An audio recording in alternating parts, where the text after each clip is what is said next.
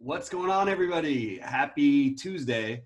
A little bit of a rough NBA slate last night, a little too much D'Angelo Russell for me. Some really good plays, some really bad ones. Ready to kick it off with another night. This is my BobbyFi 5 in 5 minutes. It's kind of a weird slate. It's not all that exciting. Just from a ownership perspective, I feel like everybody's going to have pretty condensed ownership. There is ways to pivot, so that's sort of what we're going to be focusing on. And it's just the guys I'm going to be recommending, some of them are going to be chalk. Like I'm going to say that you should be playing one of Beal or Embiid or Butler, if not two of those three. That's pretty chalky. I really like Damian Lillard as a pivot. And I think Miles Bridges will be in almost all of my lineups on DraftKings at 5,100 in a ceiling type of environment against Washington. Sure, there's some randomness with the way that Charlotte handles their players, but I feel comfortable taking a shot with Bridges. I think there's plenty of upside. I really like him. I think he's not going to be crazy high owned, but he will have ownership. Definitely a guy I think you can play in all formats. Miles Bridges, definitely the first guy I want to lead off with a combination of saying one of Butler, Embiid, or Beal. Of all those, I slightly prefer Beal. So I'm going to say Bridges, Beal. Those are two guys who you'll find in a majority of my lineups. And I'm going to say Damian Lillard is going to be not off the board, but he should have a little bit less ownership than the other guys. And I just think he's worth taking a shot on anytime that's the case. I don't like love him tonight, but he is a guy who I will have a little bit less interest in than the other ones I mentioned, but he'll be in a number of lineups as well. The other situation we're going to deal with tonight is the Washington front court. Wagner, we've got Hachimura and Bertans. I find myself pretty similarly interested in all of them, but I think I would give the edge to Wagner in this matchup.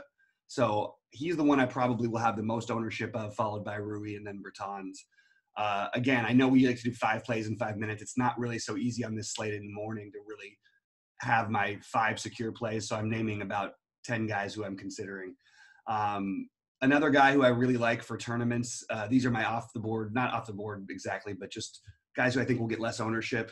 I really like Devontae Graham and his upside even at 8,400. I also don't mind if you want to pivot over to Rozier. Or I also like CJ McCollum at 71. I think there's still upside for him in this matchup against the Knicks. Always plays well against those New York teams for some reason. A little narrative there about his ex-girlfriend anyway. Or I guess it was his girlfriend. Maybe it still is his girlfriend. I don't know. Anyway, we like CJ McCollum. I don't want to just name a bunch of names, so I'm going to sum it up at the end of this.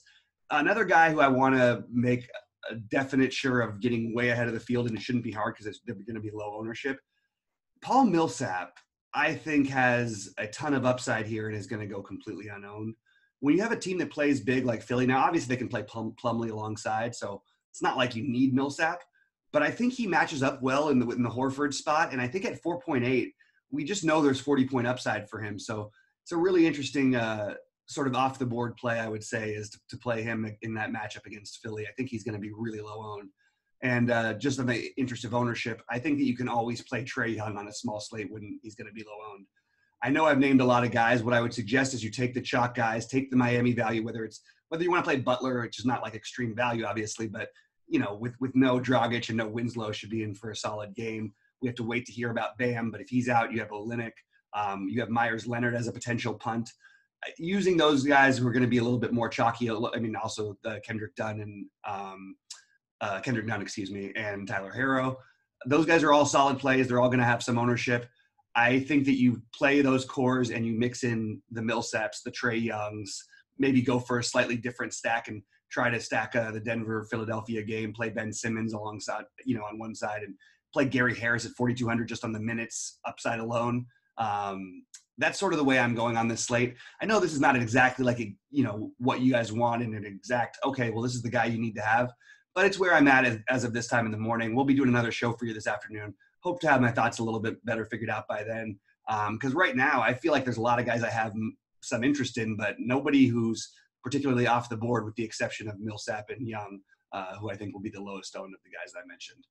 Anyway, any thoughts? You guys can hit me up on Twitter at BobbyFi. Give us a little like. Thanks a lot. We love doing these videos for you guys, and we will have another one for you shortly. So check back in.